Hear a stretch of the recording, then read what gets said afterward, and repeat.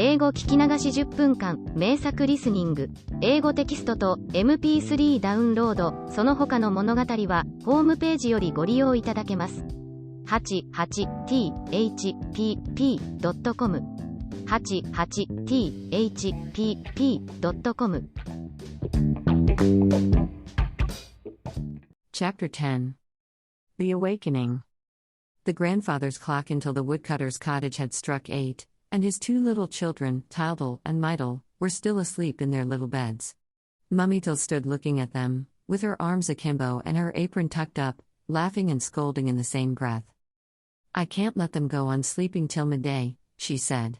"Come, get up, you little lazybones." But it was no use shaking them, kissing them or pulling the bedclothes off them. They kept on falling back upon their pillows, with their noses pointing at the ceiling, their mouths wide open, their eyes shut and their cheeks all pink. At last, after receiving a gentle thump in the ribs, Tildel opened one eye and murmured, "What? Light? Where are you? No, no, don't go away." "Light," cried Mummitel, laughing. "Why, of course, it's Light. Has been for ever so long. What's the matter with you? You look quite blinded." "Mummy." "Mummy," said Tildel, rubbing his eyes. "It's you." "Why, of course, it's I. Why do you stare at me in that way? Is my nose turned upside down, by any chance?" Tildel was quite awake by this time and did not trouble to answer the question. He was beside himself with delight. It was ages and ages since he had seen his mummy, and he never tired of kissing her. Mummitel began to be uneasy. What could the matter be? Had her boy lost his senses? Here he was suddenly talking of a long journey in the company of the fairy, and water and milk and sugar and fire and bread and light. He made believe that he had been away a year. "But you haven't left the room," cried Mummitel, who was now nearly beside herself with fright. "I put you to bed last night, and here you are this morning. It's Christmas Day, don't you hear the bells in the village?" "Of course, it's Christmas Day," said Tildel, obstinately, "seeing that I went away a year ago, on Christmas Eve. You're not angry with me? Did you feel very sad? And what did Daddy say?" "Come, you're still asleep," said Mummitel, trying to take comfort. "You've been dreaming? Get up and put on your breeches and your little jacket." "Hello, I've got my shirt on," said Tildel. And, leaping up, he knelt down on the bed and began to dress, while his mother kept on looking at him with a scared face. The little boy rattled on. "Ask Mydel, if you don't believe me. Oh, we have had such adventures. We saw Granddad and Granny, yes, in the land of memory. It was on our way. They are dead, but they are quite well, aren't they, Mydel?" And Mydel, who was now beginning to wake up, joined her brother in describing their visit to the grandparents and the fun which they had had with their little brothers and sisters. This was too much for Mummitel. She ran to the door of the cottage and called with all her might to her husband, who was working on the edge of the forest. Oh dear," she cried. "I shall lose them as I lost the others. Do come. Come quick." Daddytel soon entered the cottage, with his axe in his hand. He listened to his wife's lamentations, while the two children told the story of their adventures over again and asked him what he had done during the year. You see, said Mummitel, crying. "They have lost their heads, something will happen to them. Run and fetch the doctor." But the woodcutter was not the man to put himself out for such a trifle. He kissed the little ones, calmly lit his pipe and declared that they looked very well and that there was no hurry. At that moment, there came a knock at the door and the neighbor walked in. She was a little old woman leaning on a stick and very much like the fairy Baraloon. The children at once flung their arms around her neck and capered round her, shouting merrily, "It's the fairy Baraloon." The neighbor, who was a little hard of hearing, paid no attention to their cries and said to Mummitel, "I have come to ask for a bit of fire for my Christmas stew. It's very chilly this morning. Good morning, children." Meanwhile, Tildel had become a little thoughtful. No doubt, he was glad to see the old fairy again, but what would she say when she heard that he had not the blue bird? He made up his mind like a man and went up to her boldly. "Fairy Baraloon, I could not find the blue bird." "What is he saying?" asked the neighbor, quite taken aback. Thereupon Mummitel began to fret again. "Come, Tildel, don't you know Goody Berlingot?" "Why, yes, of course," said Tildel, looking the neighbor up and down. "It's the fairy Barraloon." "Barry, what?" asked the neighbor. "Barraloon," answered Tildal calmly. "Berlingot," said the neighbor. "You mean Berlingot."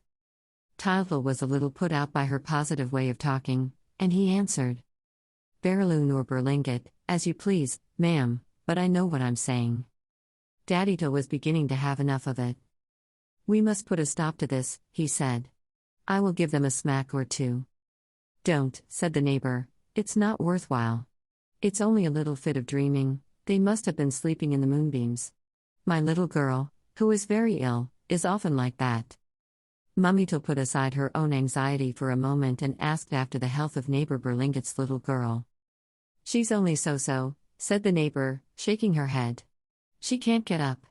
The doctor says it's her nerves. I know what would cure her, for all that. She was asking me for it only this morning, for her Christmas present." She hesitated a little, looked at Tildal with a sigh and added, in a disheartened tone, "What can I do? It's a fancy she has." The others looked at one another in silence. They knew what the neighbor's words meant. Her little girl had long been saying that she would get well if Tildal would only give her his dove, but he was so fond of it that he refused to part with it. "Well," said Mummyto to her son, "won't you give your bird to that poor little thing? She has been dying to have it for ever so long." "My bird," cried Tildal, slapping his forehead as though they had spoken of something quite out of the way. "My bird," he repeated. "That's true, I was forgetting about him. And the cage. Mydle, do you see the cage? It's the one which Bread carried?" Yes, it's the same one, there it is, there it is. It's the blue bird we were looking for. We have been miles and miles and miles. And he was here all the time." Tildal would not believe his eyes. He took a chair, put it under the cage and climbed onto it gaily, saying, "Of course, I'll give him to her, of course, I will." Then he stopped, in amazement. "Why, he's blue," he said. "It's my dove, just the same, but he has turned blue while I was away." And our hero jumped down from the chair and began to skip for joy, crying, "It's the blue bird we were looking for. We have been miles and miles and miles and he was here all the time. He was here, at home. Oh, but how wonderful. Mydle, do you see the bird? What would Light say? There, Madame Berlingot, take him quickly to your little girl." While he was talking, Mummyto threw herself into her husband's arms and moaned, "You see? You see? He's taken bad again. He's wandering." Meantime, neighbor Berlingot beamed all over her face, clasped her hands together and mumbled her thanks. When Tildal gave her the bird, she could hardly believe her eyes. She hugged the boy in her arms and wept with joy and gratitude. "Do you give it me?" she kept saying. "Do you give it me like that, straight away and for nothing? Goodness, how happy she will be. I fly. I will come back to tell you what she says." Yes, go quickly," said Tildal, for some of them changed their color. Neighbor Berlingot ran out and Tildal shut the door after her. Then he turned round on the threshold, looked at the walls of the cottage, looked all around him and seemed wonderstruck. "Daddy, Mummy, what have you done to the house?" he asked. "It's just as it was, but it's much prettier." His parents looked at each other in bewilderment, and the little boy went on. "Why, yes, everything has been painted and made to look like new, everything is clean and polished. And look at the forest outside the window. How big and fine it is. One would think it was quite new. How happy I feel here, oh, how happy I feel." The worthy woodcutter and his wife could not make out what was coming over their son, but you, my dear little readers, who have followed Tildal and Mydle through their beautiful dream, will have guessed what it was that altered everything in our young hero's view. It was not for nothing that the fairy, in his dream, had given him a talisman to open his eyes. He had learned to see the beauty of things around him, he had passed through trials that had developed his courage, while pursuing the blue bird, the bird of happiness that was to bring happiness to the fairy's little girl. He had become open-handed and so good-natured that the mere thought of giving pleasure to others filled his heart with joy. And, while traveling through endless, wonderful, imaginary regions, his mind had opened out to life. The boy was right when he thought everything more beautiful, for, to his richer and purer understanding, everything must needs seem infinitely fairer than before. Meanwhile, Toddle continued his joyful inspection of the cottage. He leaned over the bread pan to speak a kind word to the loaves. He rushed at Tylo, who was sleeping in his basket, and congratulated him on the good fight which he had made in the forest. Mydle stooped down to stroke Tylet, who was snoozing by the stove, and said, "Well, Tylet? You know me, I see, but you have stopped talking." Then Toddle put his hand up to his forehead. "Hello," he cried. "The diamond's gone. Who's taken my little green hat? Never mind, I don't want it any more. Ah, there's fire. Good morning, sir." He'll be crackling to make water angry. He ran to the tap, turned it on, and bent down over the water. "Good morning, water, good morning. What does she say?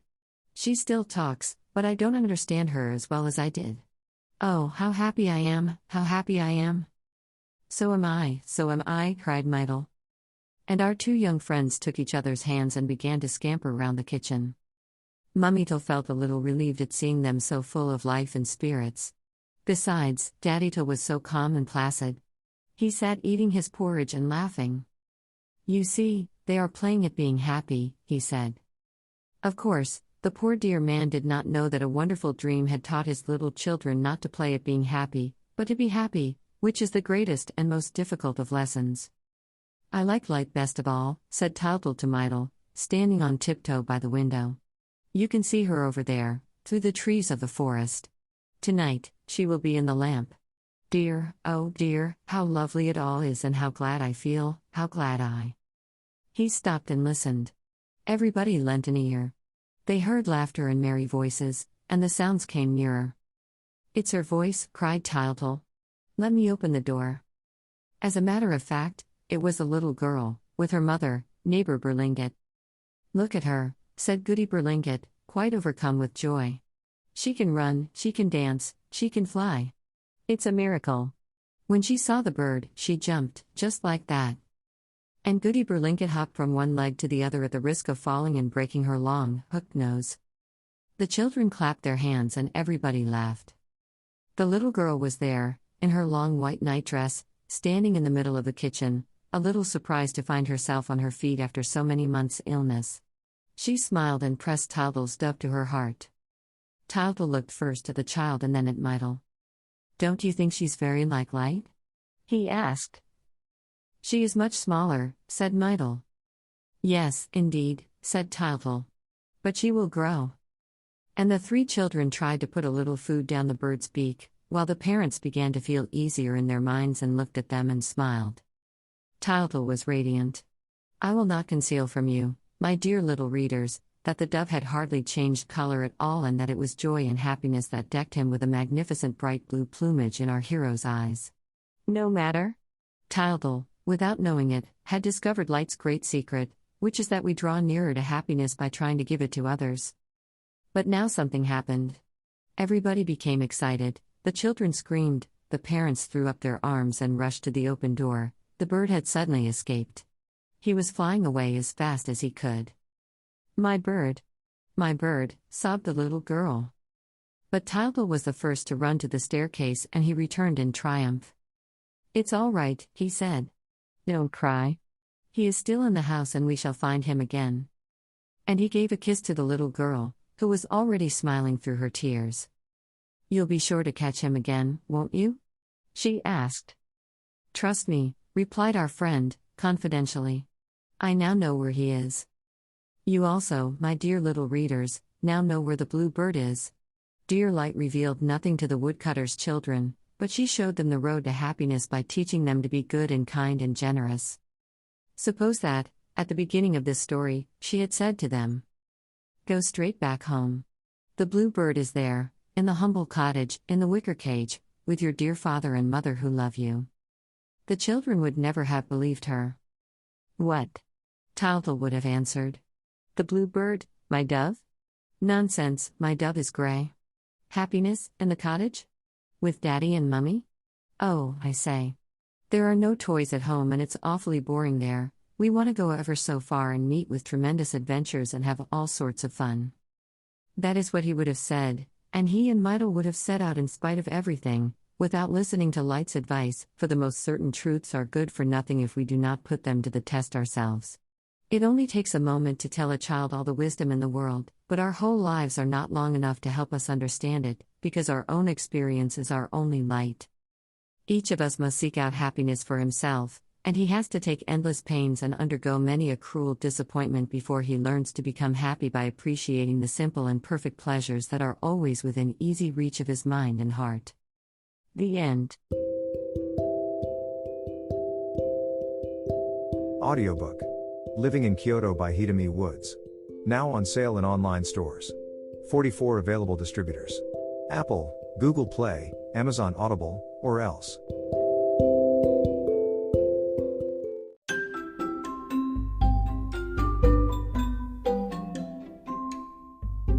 大好評。ヒデミウッズがデザインしたとってもかわいいオリジナルグッズが手に入る。トートバッグ、缶バッジ、ステッカー、T シャツ、トレーナー、パーカー、文具、その他いろいろ、エリゼン .com で見てみてね。erizen.com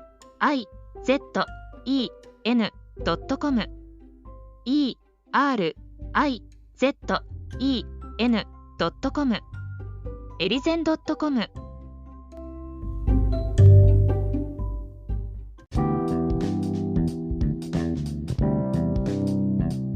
英語聞き流し10分間名作リスニング。英語テキストと MP3 ダウンロード、その他の物語はホームページよりご利用いただけます。